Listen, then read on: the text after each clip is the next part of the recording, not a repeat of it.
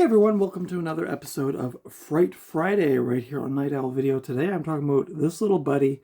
This is Body Parts starring Jeff Fahey. Who was also, of course, in Lawnmower Man and a bunch of other stuff. Today we'll be talking about production, critical response, my thoughts on this film, where you can watch it and all that jazz, so we hope you stick around. I don't usually review VHS tapes, but I did recently pick this up from my friends at East Coast Toys and Games, and so you should go check them out on Instagram.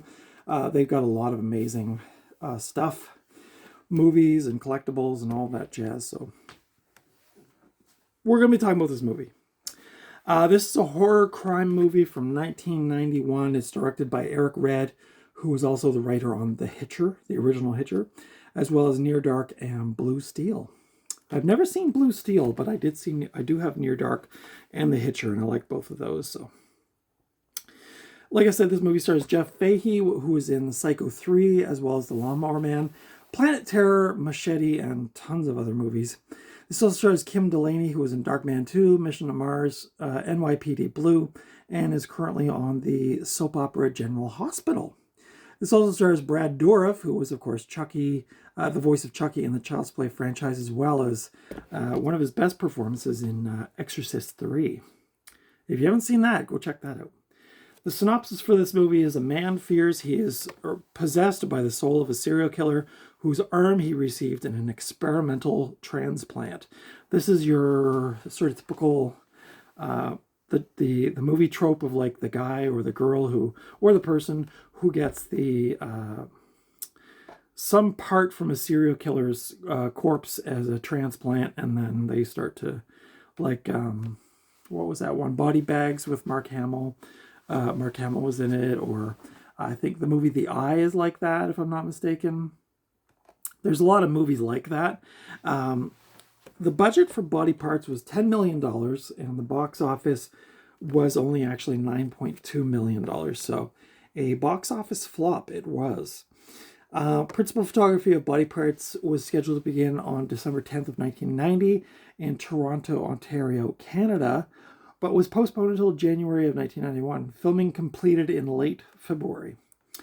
Body Parts was theatrically released August 2nd of 1991 in 1,300 theaters. Paramount pulled ads for the film in Milwaukee, Wisconsin, after police found dismembered bodies in Jeffrey Dahmer's apartment. So, that happened.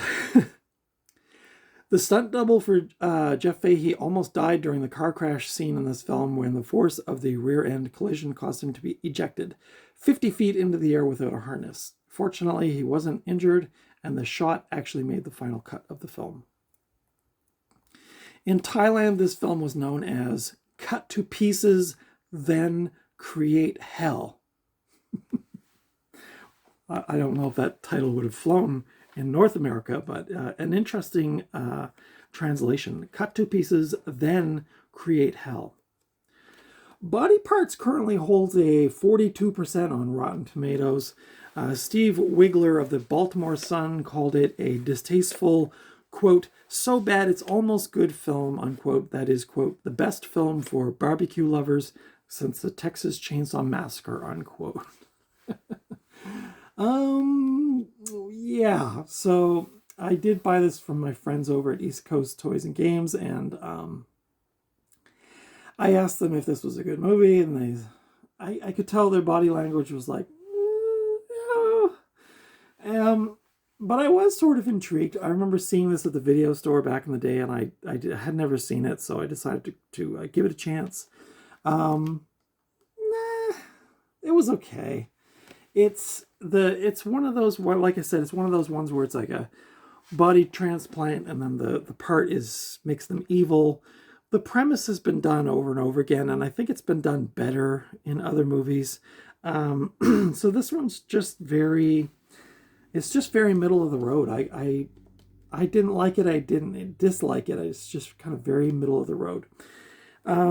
Let's see, what else does it say on here? This is rated R in Canada. Janet Maslin of the New York Times called it an intriguing sleeper. I think that actually captures it fairly well. This is from 1991, this VHS. There's the back of the box. It's in really, the tape's actually in really nice condition.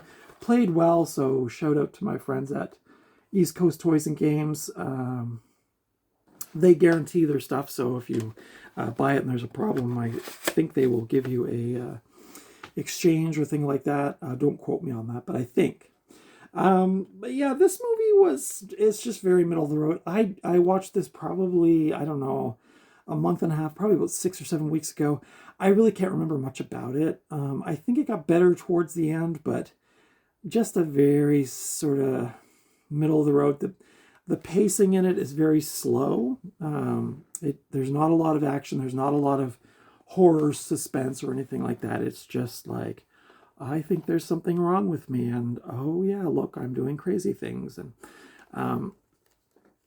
it's a shame because I do like Jeff Fahey, and I want to say it's a cool premise, but I mean, it's like I said, it's been sort of overdone so much that maybe it's just kind of tired at this point. But I'm sure at the time this came out, people thought it was pretty cool. Maybe there were less movies like this, but it did not do good at the box office, and I think people were, maybe people even at that time were kind of burned out on this premise. But I don't know.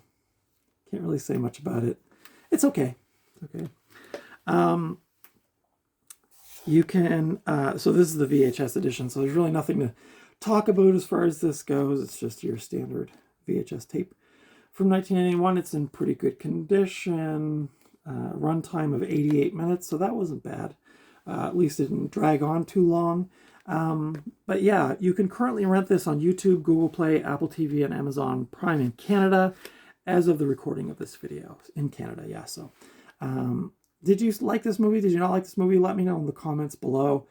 I really don't have a lot to say about it. I probably won't keep this in my collection. I'm happy I saw it, and I do like Jeff Fahey. He was really good in this movie, as he always is in most of these movies he does. But very middle of the road for me. Let me know your thoughts in the comments below. Did you like it? Did you not like it? If you did like it, why?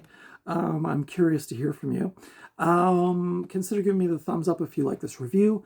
Consider subscribing to my channel if you haven't already. Follow me over on Instagram at Night Owl Video.